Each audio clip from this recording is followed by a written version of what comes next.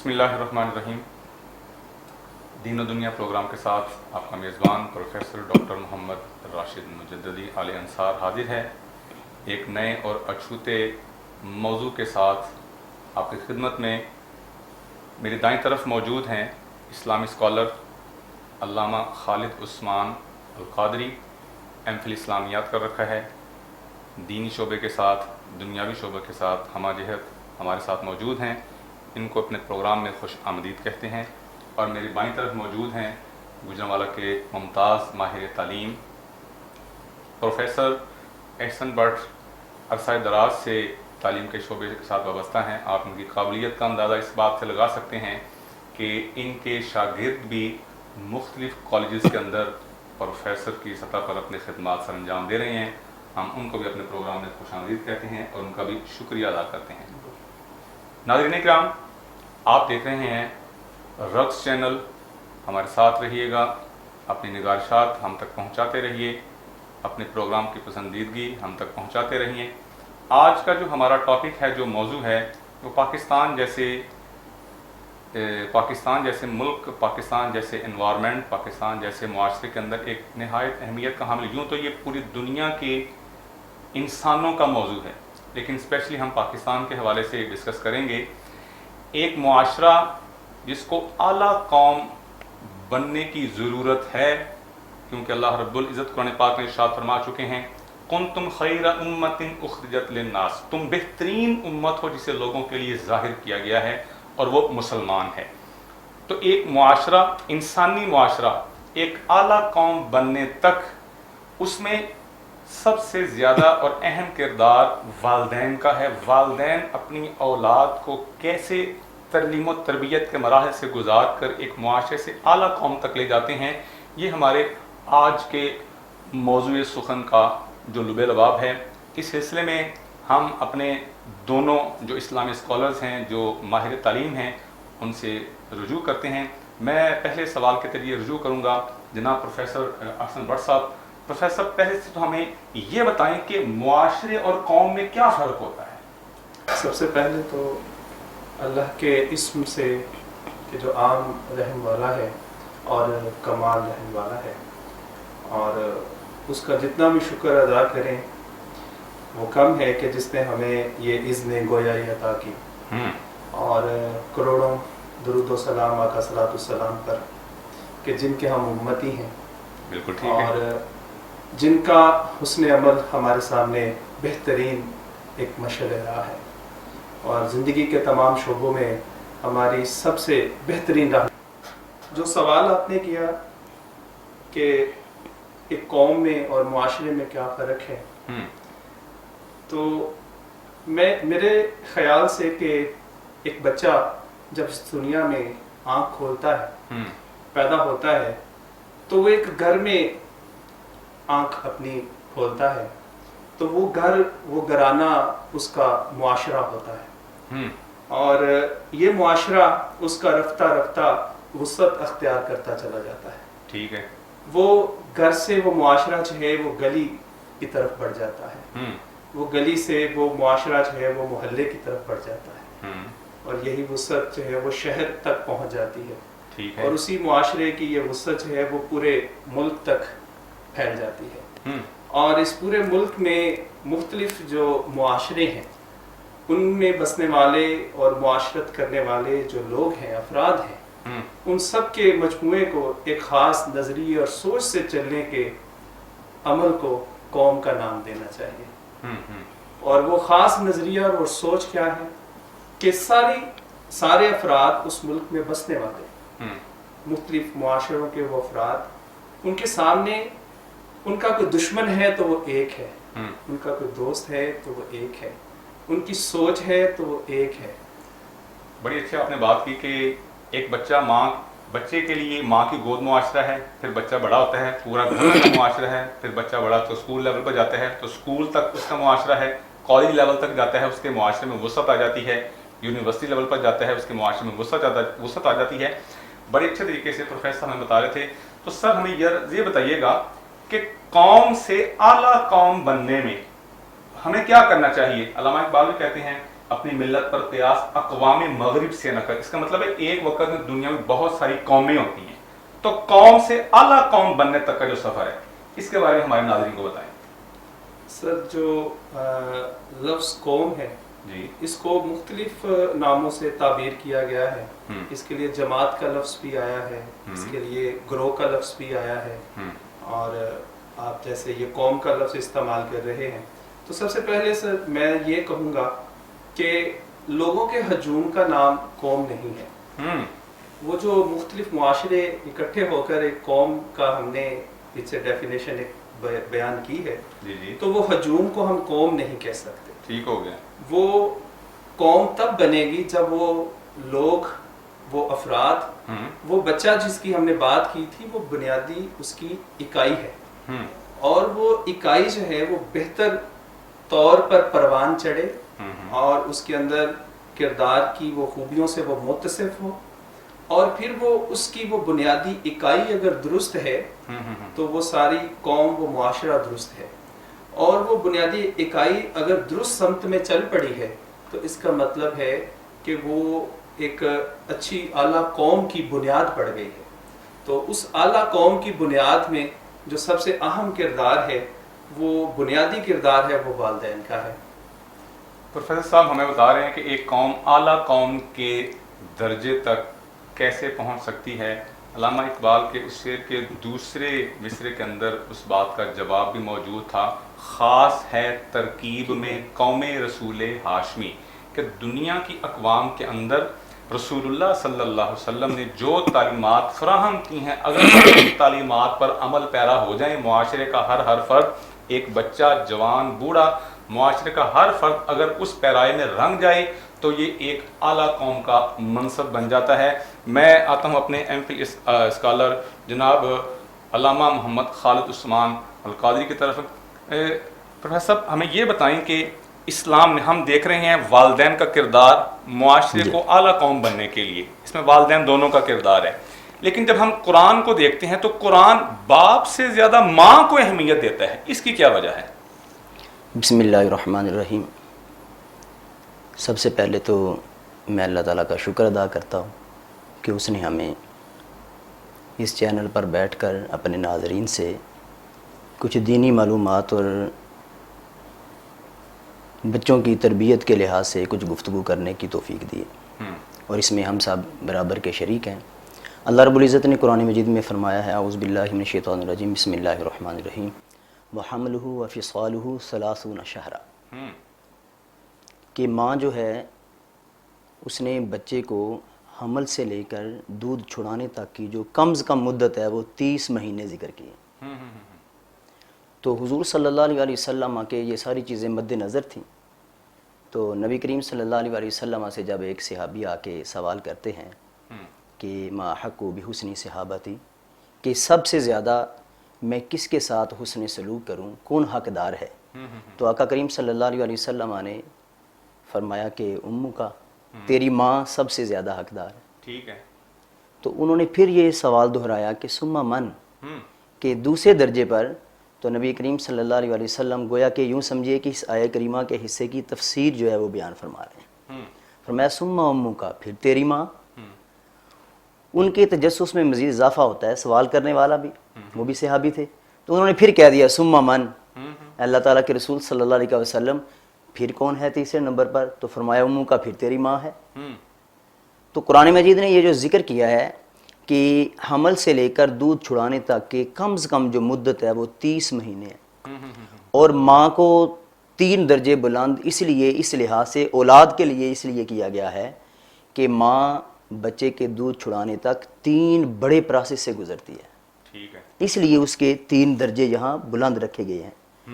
پہلا اس کا پروسیس اس کا حمل ہے, ٹھیک ہے. دوسرا اس کو پیدائش اس کی ہے, دیکھیے وضع حمل ہے, ولادت ہے, جنم دینا بچے کو, یہ بڑا ایک معنی رکھتا ہے. ٹھیک ہے. اور تیسرا پھر اس کو اپنی گود میں اٹھا کر پھر 2 سال تک اس کو دودھ پلانا, یہ, اور بچہ ٹوٹلی ماں کے ساتھ انوالو ہوتا ہے, اس کی کھیل بھی یہی ہے, اور یوں سمجھیے کہ ماں کی گود ہی اس کا سب کچھ ہوتا ہے. تو ایک طرف تو یہ چیزیں ہیں کہ اولاد کو یہ کہا گیا ہے کہ تیری جو والدہ ہے اس کے 3 درجے اس لیے بلند ہیں. دوسری طرف یہ ماں کو بھی شان اور عزت دی گئی ہے کہ بحیثیت ماں تو اپنی ذمہ داری احسن طریقے سے انجام دو، کیونکہ اللہ اور اس کے رسول کو تمہاری اس ذمہ داری کا احساس ہے اور انہوں نے تمہیں 3 درجے بلند رکھا ہے۔ بڑے خوبصورت انداز میں قرآن پاک کی آیت کے ضمن میں ہمیں یہ بیان کر رہے تھے کہ والدہ کی، ماں کی اہمیت کیوں ہے۔ قرآن یوں بھی بیان کرتے ہیں امہ وہنن علی وہن، بوجھ پر بوجھ ماں اٹھاتی ہے، باپ ایسا بوجھ نہیں اٹھاتا۔ جیسا کہ علامہ صاحب ذکر کر رہے تھے کہ حمل ہے، پھر وضع حمل ہے، اور پھر دودھ پلانا، اپنے جگر کا دودھ پلانا، یہ باپ نہیں کرتا، یہ ماں کرتی ہے۔ اس لیے قرآن نے اہمیت بھی زیادہ ماں کو دی ہے۔ ہم ڈسکس کر رہے ہیں والدین کا کردار قوم کے اعلیٰ بننے تک۔ ایک وقفے کے بعد حاضر ہوتے ہیں، ہمارے ساتھ رہیے گا۔ رگز، یہ ہے پہچان گجرانوالہ کی۔ میں رانا عمر اسٹور کی گروسری پہ آئی ہوئی ہوں۔ یہ ایک بہت ہی اسٹور ہے، یہاں سے تمام ضرورت کی اشیاء ملتی ہیں، اور میں چاہوں گی کہ اس کی اور بھی برانچز انکریز ہوں، والے کے لیے بہت ہی بہترین ہے۔ اچھا ہے، کئی چیزیں جو ہے ایک جو ہے ڈور اسٹیپ میں چیزیں مل جاتی ہیں، ریٹ بھی ٹھیک ہے مناسب مارکیٹ کے ساتھ، تو اچھا ہے ایک جگہ، لیکن یہ مزید چیز ہونی چاہیے۔ شاپنگ کا مزہ تو رانے کے اسٹور سے ہی آتا ہے، کیونکہ یہاں پر چیزوں کا معیار ہے، وہ پورے شہر میں اس طرح کا معیار ہمیں نہیں ملتا۔ یہاں پہ ہر چیز مل جاتی ہے، اور ہم آپ کو بھی مشورہ دیتے ہیں کہ یہاں پہ شاپنگ کے لیے آئیں۔ 5 سالوں سے ہمارا عمر جنرل اسٹور کے تعلق ہے، اور ان کی کوالٹی اور ہر چیز میں ہمیں سیٹسفائی ہیں، اور پرائز ہے ان کے۔ رانا عمر کے کسٹمر میں ہر منتھ یہاں سے گروسری کرتے ہیں، بہت اچھا اسٹور ہے یہ، کہ ہر چیز یہاں سے ہمیں ہوتی ہے۔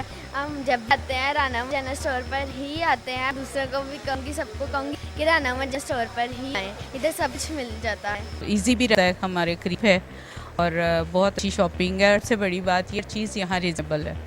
گزشتہ 27 سال سے شہریوں کے اعتماد ثابت کیا کہ ہم ان کی توقعات اور ضرورتوں کو بہتر جانتے ہیں۔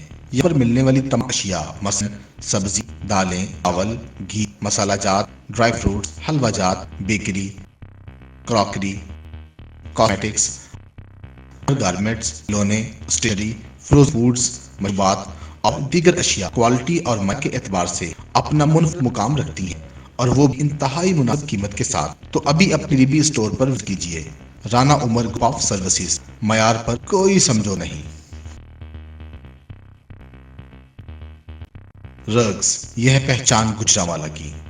میں رانا عمر اسٹور کی گروسری پہ آئی ہوئی ہوں۔ یہ ایک بہت ہی اچھا اسٹور ہے، یہاں سے تمام ضرورت کی اشیاء مل جاتی ہیں، اور میں چاہوں گی کہ اس کی اور بھی برانچز انکریز ہوں، گجرانوالہ کے لیے بہت ہی بہترین ہے۔ اچھا ہے کہ ساری چیزیں جو ہے ایک ہی جو ہے ڈور اسٹیپ میں ساری چیزیں مل جاتی ہیں، ریٹ بھی ٹھیک ہے مناسب مارکیٹ کے حساب سے، تو اچھا ہے کہ ایک جگہ، لیکن یہ مزید برانچز ہونی چاہیے۔ شاپنگ کا مزہ تو رانے عمر کے اسٹور سے ہی آتا ہے، کیونکہ یہاں پر جو چیزوں کا معیار ہے، وہ پورے شہر میں اس طرح کا معیار ہمیں نہیں ملتا۔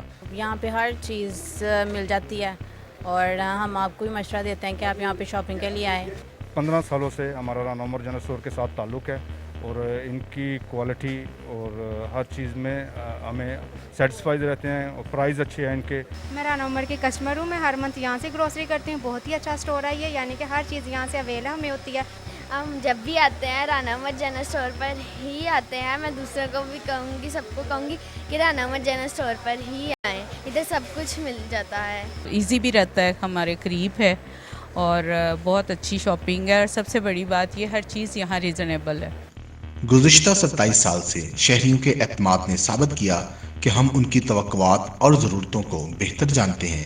یہاں پر ملنے والی تمام اشیاء مثلا سبزی، دالیں، چاول، گھی، مسالہ جات، ڈرائی فروٹس، حلوہ جات، bakery, crockery, cosmetics, under garments, کھلونے، اسٹیشنری، فروزن فوڈز، مشروبات اور دیگر اشیاء کوالٹی اور معیار کے اعتبار سے اپنا منفرد مقام رکھتی ہیں، اور وہ بھی انتہائی مناسب قیمت کے ساتھ۔ تو ابھی اپنے قریبی اسٹور پر وزٹ کیجیے۔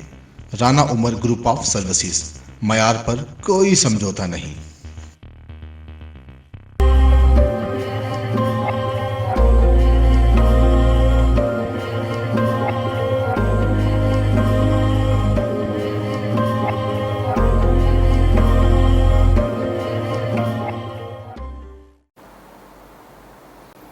بسم اللہ الرحمن الرحیم۔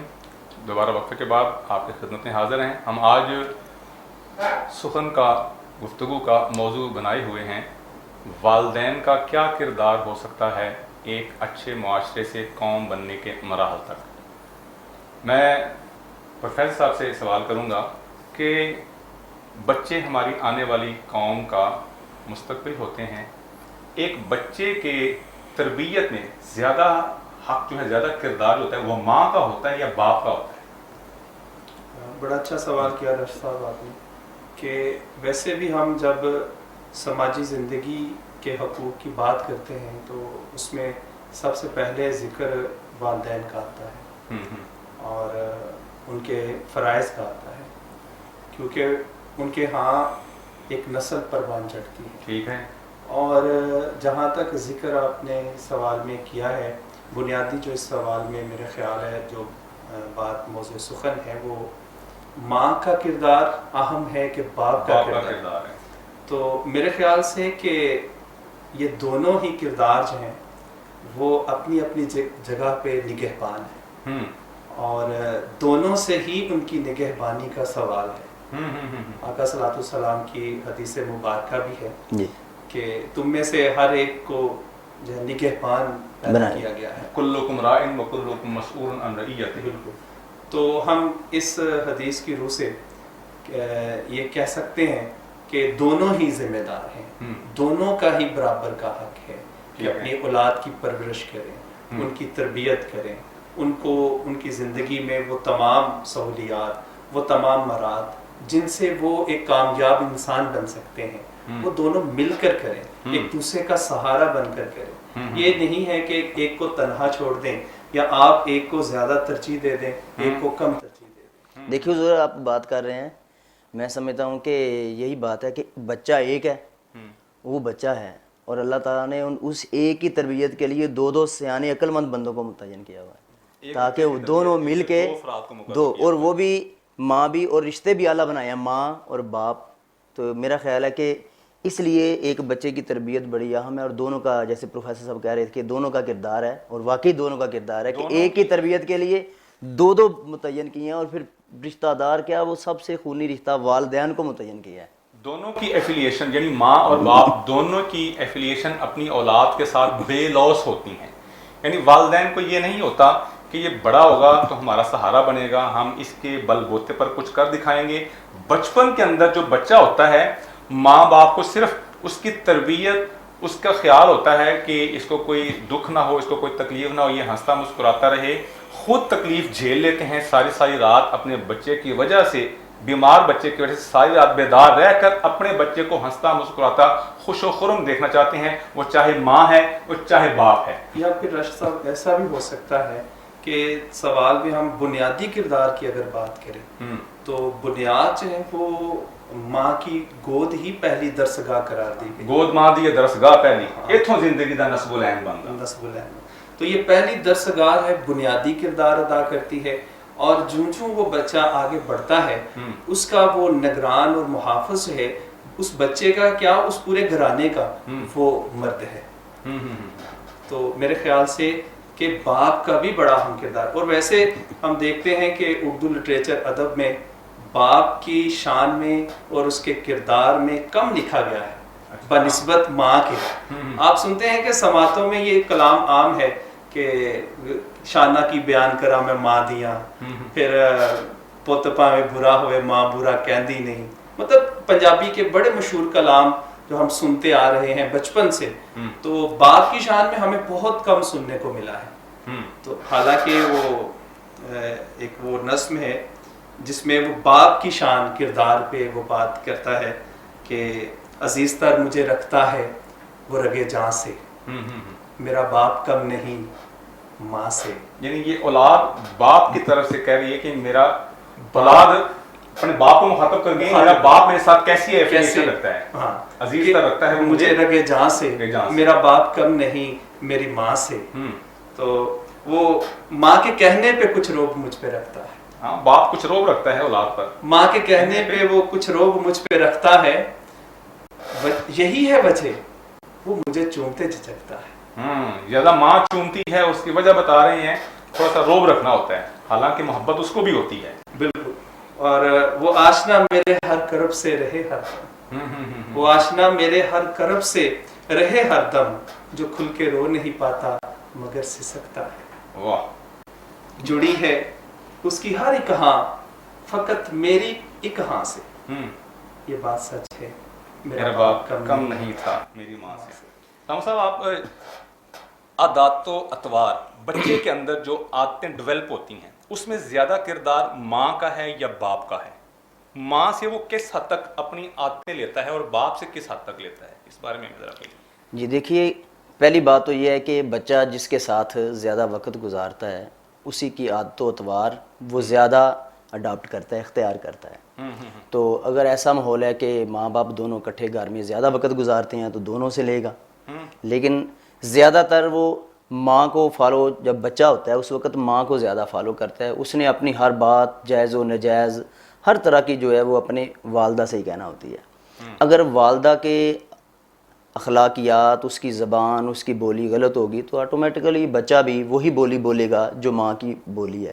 جیسے سیدھی سی بات ہے، کسے کہتے ہیں کہ یہ اس کی مادری زبان ہے، تو مادری زبان سے صرف بولنا ہی نہیں بلکہ میں سمجھتا ہوں کہ مادری زبان میں ماں نے جو جو بولا ہوتا ہے وہ اچھا ہے برا ہے وہ سب وہ سیکھ لیتا ہے۔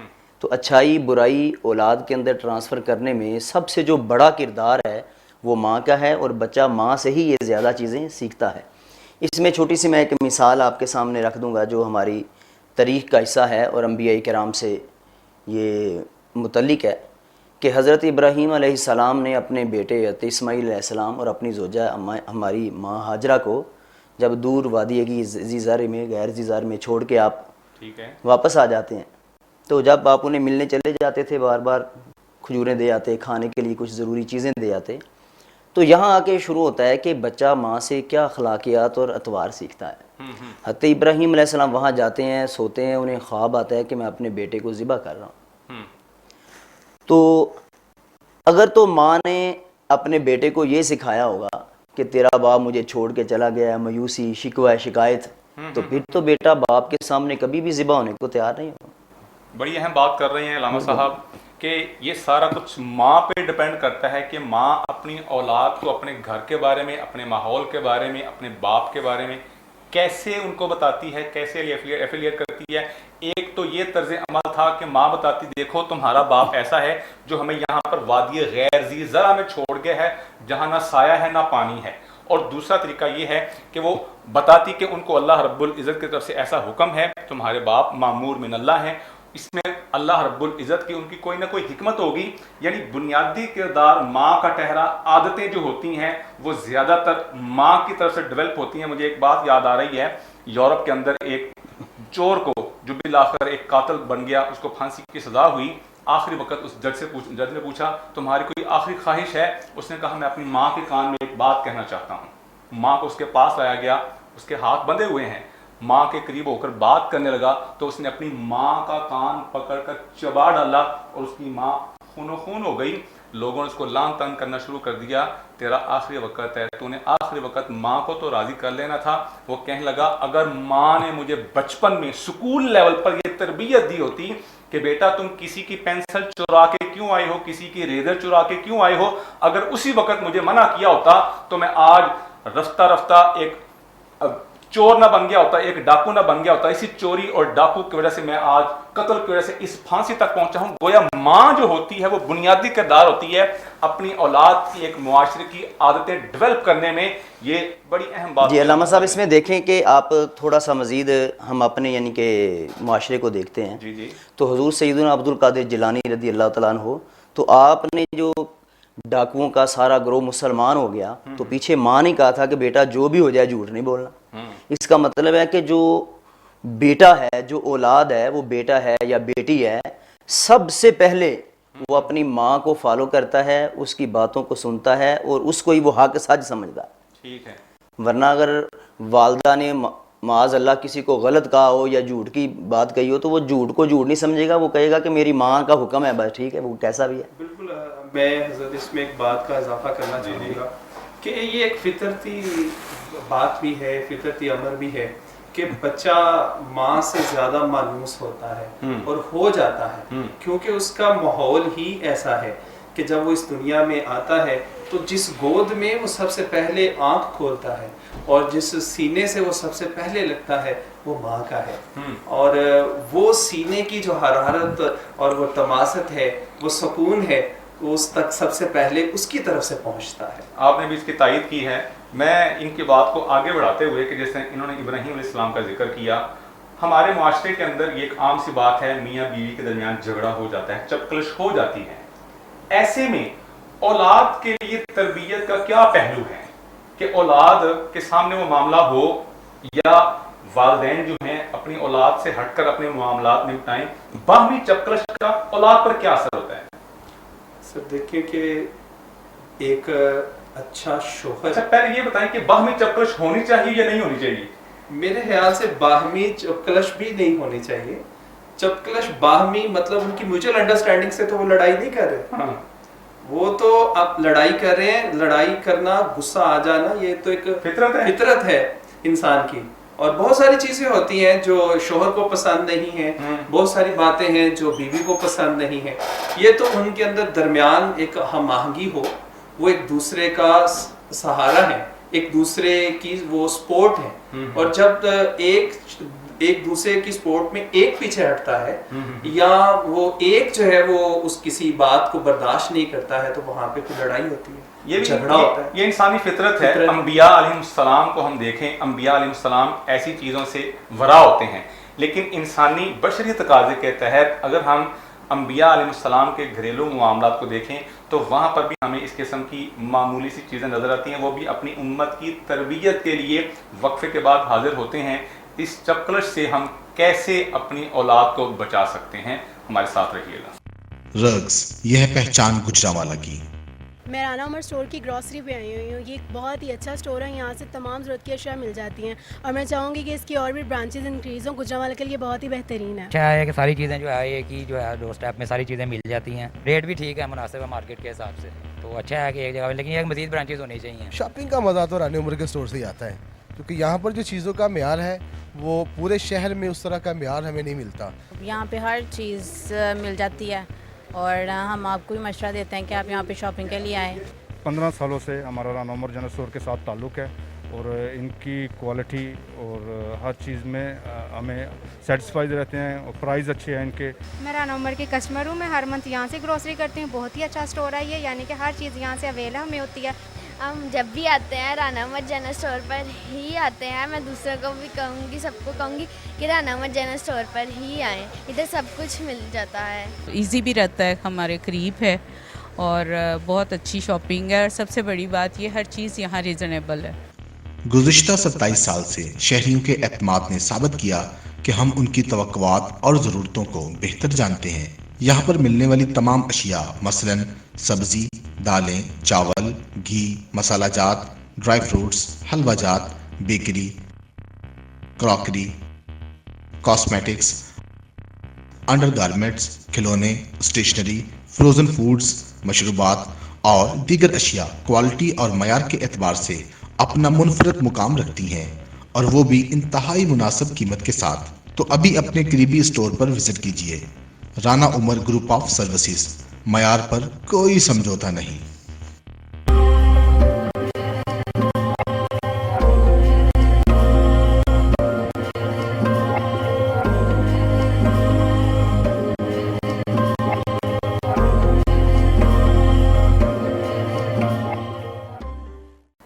بسم اللہ الرحمن الرحیم. وقفے کے بعد حاضر ہیں. آپ دیکھ رہے ہیں دین و دنیا پروگرام رقص نیوز. گجرانوالہ پر ہمیں اپنی آراء سے مطلع کرتے رہیے گا کہ آپ کو ہمارا پروگرام کیسا لگ رہا ہے، اور اگر آپ ہم سے سوال کرنا چاہتے ہیں تو آپ کو اسکرین پر ہمارا نمبر نظر آ رہا ہوگا. آپ اپنے سوالات بھی ہم تک بھیج سکتے ہیں. ذکر ہو رہا تھا چپکلش کا. والدین کی چپکلش ایک ناگزیر عمل ہے. میں علامہ صاحب سے پوچھوں گا کہ ہمارے ناظرین کو بتائیں کہ اگر والدین کے درمیان چپکلش ہو جائے تو اس کا اولاد کی تربیت پر کیا اثر ہوتا ہے اور اپنی اولاد کو کیسے اس سے بچایا جا سکتا ہے؟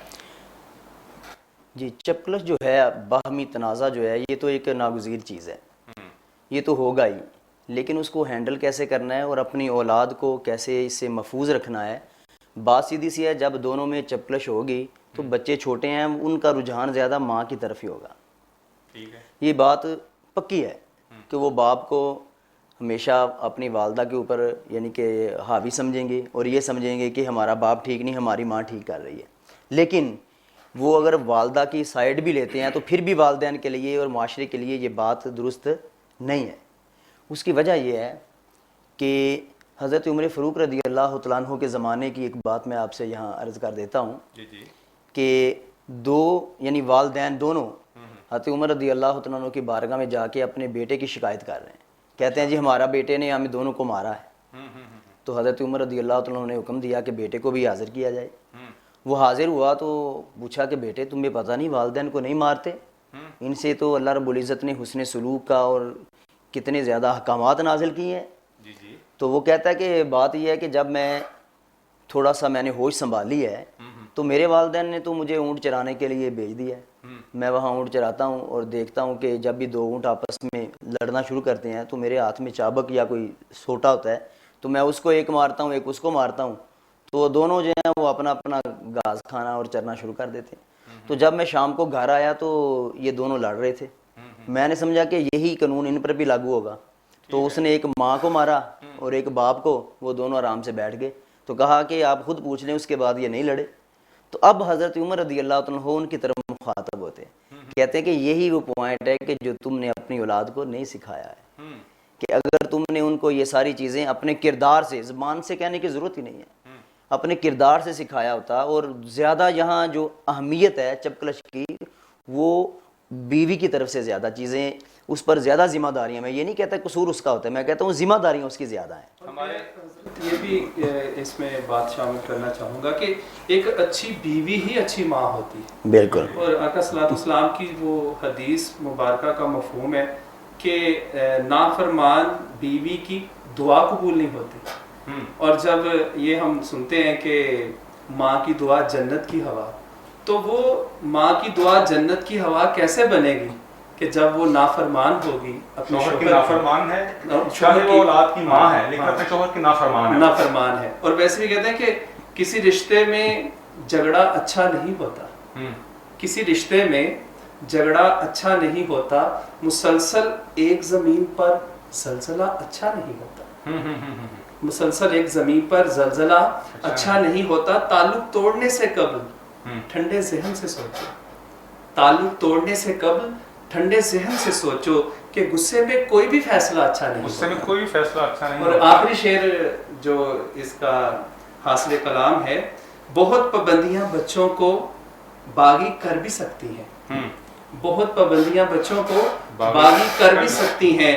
بڑوں کا لہجہ جا بجا, بڑوں کا سخت لہجہ جا بجا اچھا نہیں ہوتا, بڑوں کا سخت لہجہ جا بجا بھی اچھا نہیں ہوتا. دیکھیں آپ بات حضرت میں جی فرمائیں آپ کی بات, میں اس میں یہ بھی کہوں گا کہ اس لڑائی میں ایک پازیٹیوٹی بھی آ سکتی ہے. اس میں بھی یہ پیرنٹنگ بھی جو ہے وہ ایک آرٹ ہے, ایک فن ہے, جو پیرنٹس کو, والدین کو آنا چاہیے کہ آپ بچے کے سامنے لڑائی کر رہے ہیں تو آپ بچے کے سامنے پھر اسی محبت اور پیار اور شفقت سے ایک دوسرے کے ساتھ اسی طرح سے پھر جو ہے آپ کے تعلقات استوار ہیں, پھر اسی طرح سے بحال ہیں. تو بچے کے سامنے صلی اللہ علیہ وسلم سے بھی ہمیں اس قسم کے معاملات ملتے ہیں. ظاہر ہے یہ انسانی فطرت ہے, لیکن آپ صلی اللہ علیہ وسلم کی اگر ہم سیرت طیبہ کا مطالعہ کریں تو ہمیں کبھی بھی ایسی گالی گلوچ والی, ایسی ہاتھا پائی والی, ہاتھ اٹھانے والی کبھی بھی ایسی لڑائی کا ہمیں نہیں ملتا.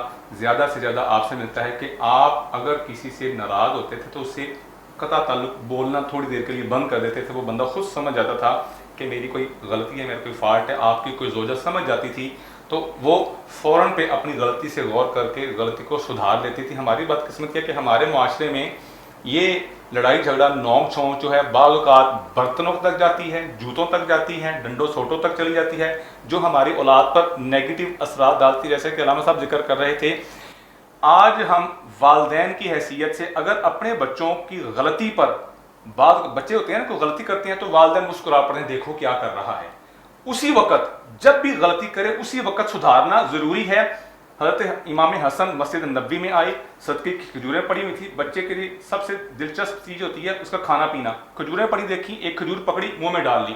آپ نے دیکھا, پاس بلایا, منہ میں انگلی ڈالی, کخی کخی, باہر نکالو باہر نکالو. صدقہ آل محمد پر حرام ہے. جو چیز بچے کے لیے نازیبا ہے, غلط ہے, فوراً ٹوکنا ضروری ہے. اگر ہم بچے کی بچپن میں تربیت کرتے ہوئے بطور والدین اپنا फ़र्ज़ सर अंजाम देंगे तो वो बड़े होकर फिर वालिदैन के सामने गलत चीज़ों की वजह से उनको बुराई का सामना नहीं करना पड़ेगा।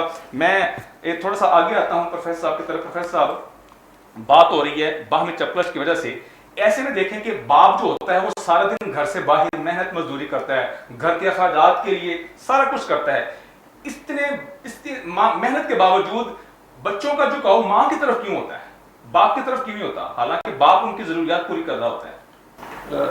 पहले भी हमने थोड़ा सा इस हवाले से बात थोड़ी सी की है कि माँ जो है वो पहली गोद है, दरसगाह है, बच्चे का वास्ता पहला माँ से है और बच्चे की फितरी तौर पर हमदर्दियाँ, मोहब्बत और प्यार जो है वो माँ से वाबस्ता हो जाता है। और बाप उस घर का जो उस घराने का निगरान है, मुहाफ़िज़ है, वो बाहर मेहनत करता है, मजदूरी करता है।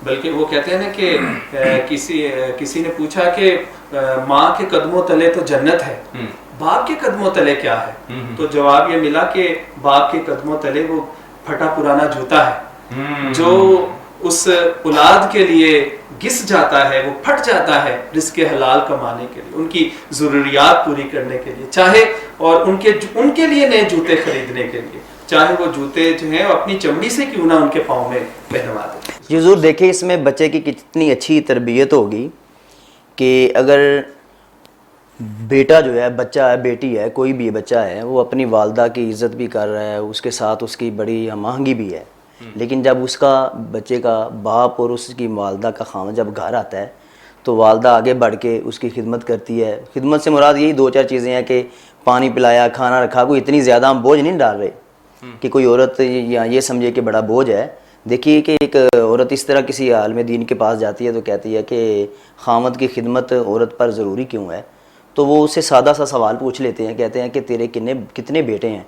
वो कहते हैं जी मेरे 3 बेटे हैं। तो आप वो अल्लामा साहिब उसे ये जवाब देते हैं कि बात सीधी सी है कि तेरे ऊपर तो एक खामद की ज़िम्मेदारी है ना, लेकिन तुझे ये पता नहीं कि 3 बेटों की ज़िम्मेदारी तो तेरी खिदमत करना भी तो है ना। यानी तो एक समत पे ना देखो, तो बेटों की ज़िम्मेदारी वो तेरी खिदमत भी करें, इस्लाम ने ये भी इजाज़त दी है। तो अगर माँ औलाद के सामने अपने खामद की इज़्ज़त करेगी, इज़्ज़त रखेगी, तो ऑटोमेटिकली माहौल भी अच्छा होगा, घर में रहने सहने के मामलात भी अच्छे होंगे और औलाद समझेगी कि कोई शख्स हमारे घर में, हमारा वालिद जो है ऐसा है कि जो हमारी वालदा भी उसकी इज़्ज़त और ख़िदमत करती है। तो सीधी सी बात है कि औलाद के सामने ये बात खुल के सामने आ जाएगी कि हम माँ की खिदमत करते हैं, हमारी माँ हमारे वालिद की खिदमत करती है, तो उनके सामने ये ऑटोमेटिकली ये बात आ जाएगी। यानी एक तरफा फिर बच्चों का रुझान नहीं रहेगा। बच्चे समझेंगे कि जहाँ हमारी जन्नत है तो हमारी जन्नत की जन्नत वहाँ है। उस जन्नत का अल्लामा साहब बात कर रहे हैं और प्रोफेसर साहब बात कर रहे हैं, दोनों माँ के हक में ज़्यादा दलाइल दे रहे हैं। वक्फे के बाद हाजिर होते हैं इस सवाल के साथ, अगर माँ की इतनी अहमियत है तो पैदा होने वाली बच्ची जो मुस्तकबिल की माँ होती है उसकी पैदाइश पर बेटे की निस्बत खुशी कम की होती है। हमारे साथ रहिएगा इस सवाल के जवाब के लिए। रग्स, यह है पहचान गुजरांवाला की।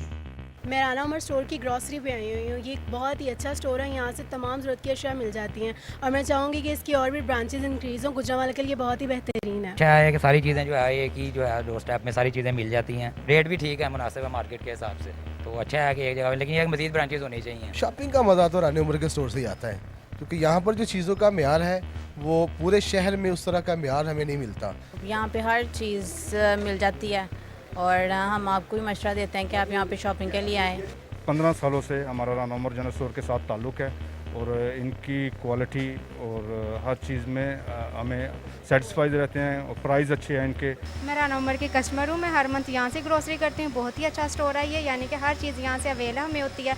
हम जब भी आते हैं राना उमर जनरल स्टोर पर ही आते हैं। मैं दूसरों को भी कहूँगी, सबको कहूँगी कि राना उमर जनरल स्टोर पर ही आएँ, इधर सब कुछ मिल जाता है। इजी भी रहता है, हमारे करीब है और बहुत अच्छी शॉपिंग है और सबसे बड़ी बात ये हर चीज़ यहाँ रीज़नेबल है।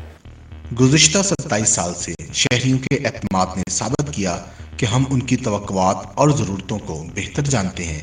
यहाँ पर मिलने वाली तमाम अशिया मसलन सब्ज़ी, दालें, चावल, घी, मसाला जात, ड्राई फ्रूट्स, हलवा जात, bakery, crockery, cosmetics, under garments, खिलौने, स्टेशनरी, फ्रोजन फूड्स, मशरूबात और दीगर अशिया क्वालिटी और मयार के एतबार से अपना मुनफरद मुकाम रखती हैं, और वो भी इंतहाई मुनासिब कीमत के साथ। तो अभी अपने करीबी स्टोर पर विजिट कीजिए।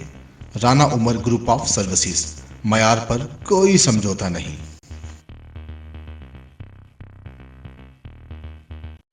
क्या आप जानते हैं गुजरांवाला की पहचान क्या है? गुज़िश्ता सदी की दास्तान सुनाता कहकर, अखाड़ों में बबरियां डालते हुए पहलवान, मजेदार और लजीज खाते, सनत का ना रुकने वाला पहिया, नामवर अदबी शख्सियात और Rana Umar group of services, जो यहाँ के शहरियों की 80% ग्रॉसरी की जरूरियात पूरी कर रहा है। यही नहीं बल्कि बेकरी की दुनिया में भी ये नाम लज्जत और मयार की पहचान है, जो इंतहाई कम कीमत पर बेकरी की मसनूआत शहरियों को फराहम कर रहा है, और शहरियों की जानिब से भी भरपूर एतमाद का इजहार किया जाता है, क्योंकि राना उमर बेकर्स की खसूसियत है कि मयार पर कोई समझौता नहीं। Rana Umar group of services.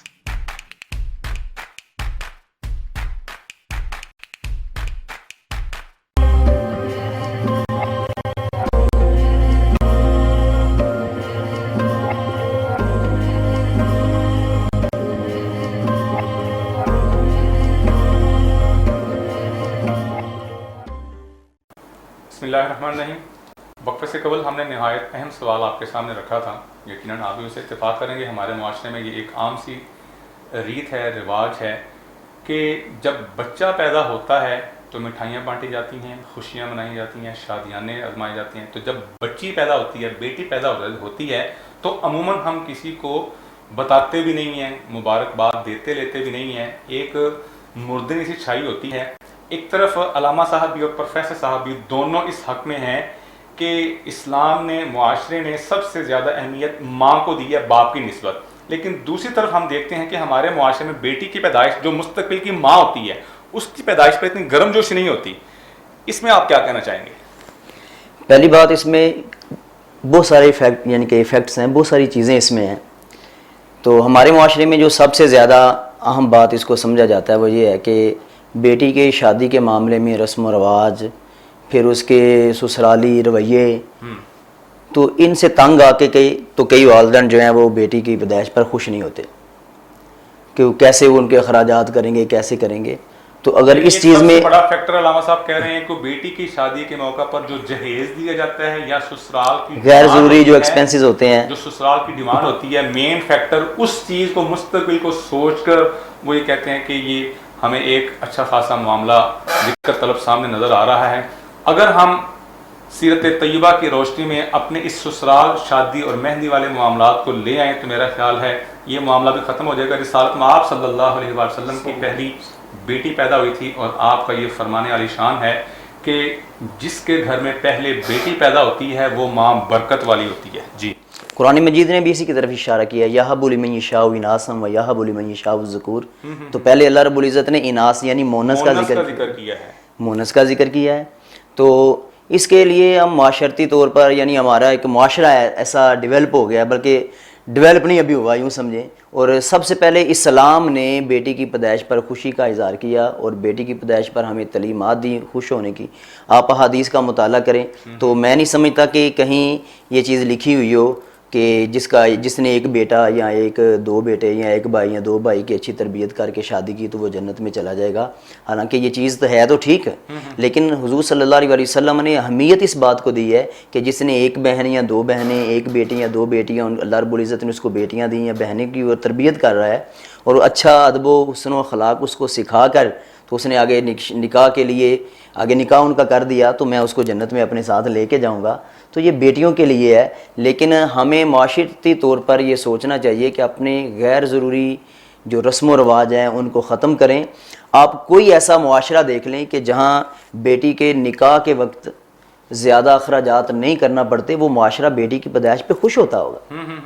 यकीनन ऐसी बात है। तो असल मतलब हमारा जो टारगेट होता है बच्चे की शादी, फिर अखराजात, फिर ससुरालियों के रवैये, फिर वो जो बहनों दमाद बन रहा है उसके रवैये, फिर उनकी डिमांड्स, तो असल जो चीज़ है ना इंसान को ये परेशान करती है। मतलब ये है कि बेटी के जो शादी से रिलेटेड जो मामलात हैं अगर हम उन पर कंट्रोल कर लें तो ایسا کوئی بھی گھرانہ نہیں ہوگا جو خاندان کی بنیاد بیٹی کے پیدا ہونے پر خوش نہ ہو سکے. آپ 2 جملوں میں کیا کہنا چاہیں گے بیٹی سر؟ میں یہ اس پہ ایک تھوڑا سا اپنا کوئی ایک تجربہ بھی شامل کرنا چاہوں گا کہ ہمارے پاس اکثر والدین آتے ہیں اپنے بچوں کے حوالے سے اور ان کی تربیت کے حوالے سے، ان کی مستقبل کی فکر کے حوالے سے. تو ایک والد میرے پاس آئے تو وہ کہنے لگے کہ میری 3 بیٹیاں ہیں، اس بیٹے سے پہلے اور یہ 4تھے نمبر پر میرا ایک بیٹا ہے. تو اللہ نے مجھے 3 رحمتوں سے اور ایک اس بیٹے کی نعمت سے نوازا ہے. تو وہ اس قدر اس بیٹے سے پریشان ہے وہ والد. وہ کہتا ہے کہ میری 3 بیٹیاں وہ زندگی کے عملی میدان میں اتنی نیک سیرت اور نیک طینت ہیں کہ وہ ڈاکٹری کے شعبے سے منسلک ہیں اور ماشاءاللہ بڑے اچھے کالجز یونیورسٹیز میں وہ انہوں نے تعلیم مکمل کی ہے. اس بچے کو میں انجینئر بنانا چاہتا ہوں، لیکن اس کے طور اطوار اور اس کی حرکتیں اور اس کا مجھ کو ستانا ایسا ہے کہ میں دعا کرتا ہوں کہ یا اللہ وہ 3 بیٹیوں کی جگہ یہ 4تھی بھی بیٹی ویسی دے دے.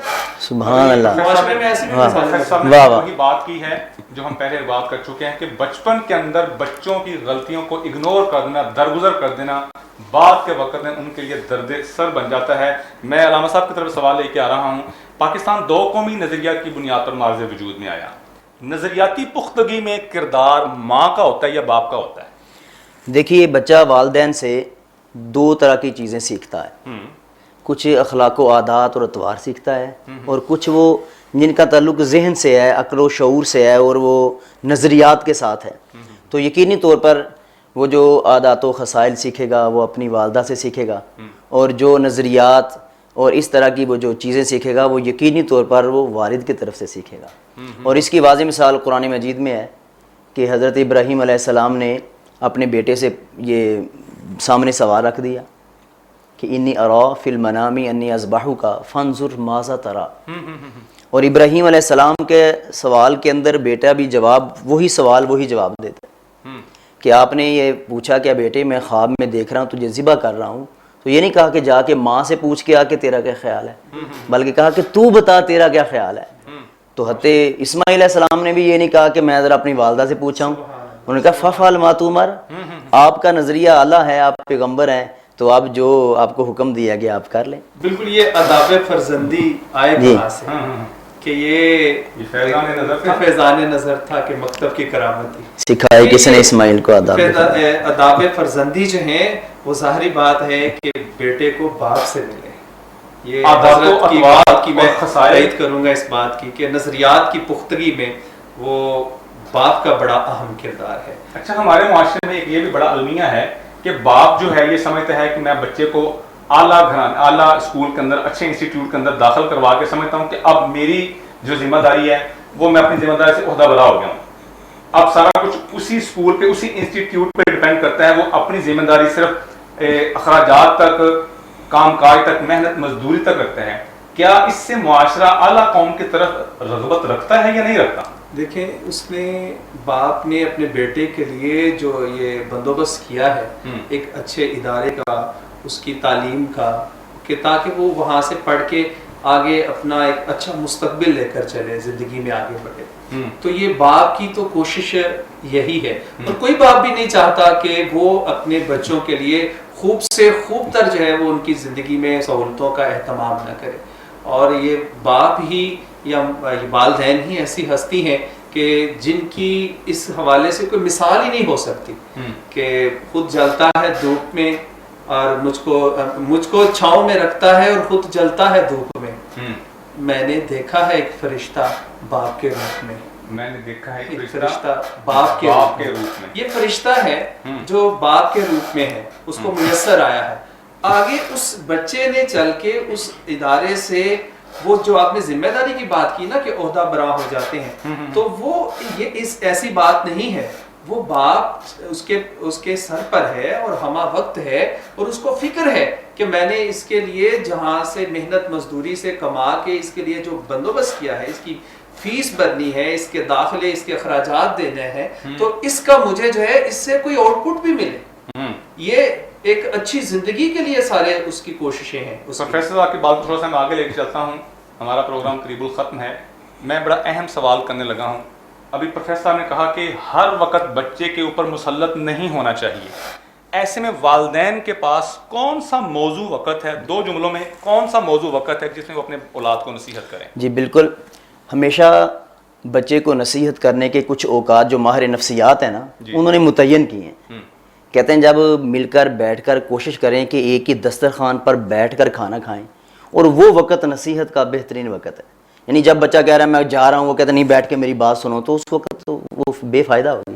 دوسری بات جملہ کہا کہ جب دسترخوان پر بیٹھے ہوں, سارے گھر کے احباب بیٹھے ہوں, اس وقت نصیحت کارآمد ہوتی ہے. آپ کیا سمجھتے ہیں کہ والدین کس وقت نصیحت کریں؟ میں جو اپنی ذاتی زندگی سے سیکھتا ہوں, دیکھتا ہوں, ماشاءاللہ سے میری 3 بیٹیاں ہیں, تو سمجھ لیں کہ یہ وہ 3 بیٹیاں جو ہیں ان کے اوپر وہ تجربات, وہ ساری باتیں جو ہم کر رہے ہیں وہ ہم ان کے اندر جو ہے وہ تلاش کرتے ہیں. وقت ہے تو میں دیکھتا ہوں کہ جب بچے اپنے اندر موٹیویٹ ہوتے ہیں, مطلب کہ جب وہ آپ کو کوئی اچھی بات بتا رہے ہوتے ہیں, جب آپ سے کہنے کا مطلب یہ ہے کہ جب بچے آپ کے ساتھ اپنا خود تیار ہوں, جب بچے خود کچھ سننے کو تیار ہوں, آپ کے ساتھ شیئر کرنے لگیں, اس وقت آپ بچے کو نصیحت کریں تو اس وقت بچہ فوراً متاثر ہوتا ہے. آپ ہمارا پروگرام دیکھ رہے ہیں دین و دنیا. اگر آپ سمجھتے ہیں کہ معاشرے میں کوئی برائی ہے, آپ اس برائی کو ہمارے اس مذاکرے کی اسٹیج کی زینت بنانا چاہتے ہیں, تو آپ ہمارا یا آپ کو نمبر چل رہا ہوگا, آپ ہمارے ساتھ رابطے میں رہیے, اپنے سوالات ہم تک بھیجیے. دوبارہ نئے پروگرام کے ساتھ حاضر ہوں گے. اجازت دیجیے. اللہ حافظ. رگز یہ ہے پہچان گجرانوالہ کی. میں رانا عمر اسٹور کی گروسری پہ آئی ہوئی ہوں. یہ ایک بہت ہی اچھا اسٹور ہے, یہاں سے تمام ضرورت کی اشیاء مل جاتی ہیں, اور میں چاہوں گی کہ اس کی اور بھی برانچز انکریز ہوں. گجرانوالہ کے لیے بہت ہی بہترین ہے. اچھا ہے کہ ساری چیزیں جو ہے ایک ہی جو ہے ڈور اسٹیپ میں ساری چیزیں مل جاتی ہیں. ریٹ بھی ٹھیک ہے, مناسب ہے مارکیٹ کے حساب سے, تو اچھا ہے کہ ایک جگہ, لیکن ایک مزید برانچز ہونی چاہیے. شاپنگ کا مزہ تو رانا عمر کے اسٹور سے ہی آتا ہے, کیونکہ یہاں پر جو چیزوں کا معیار ہے وہ پورے شہر میں اس طرح کا معیار ہمیں نہیں ملتا. یہاں پہ ہر چیز مل جاتی ہے, اور ہم آپ کو بھی مشورہ دیتے ہیں کہ آپ یہاں پہ شاپنگ کے لیے آئیں. 15 سالوں سے ہمارا رانا عمر جنرل اسٹور کے ساتھ تعلق ہے, اور ان کی کوالٹی اور ہر چیز میں ہمیں سیٹسفائیڈ رہتے ہیں, اور پرائز اچھے ہیں ان کے. میں رانا عمر کی کسٹمر ہوں, میں ہر منتھ یہاں سے گروسری کرتی ہوں. بہت ہی اچھا اسٹور ہے یہ, یعنی کہ ہر چیز یہاں سے اویلیبل ہمیں ہوتی ہے.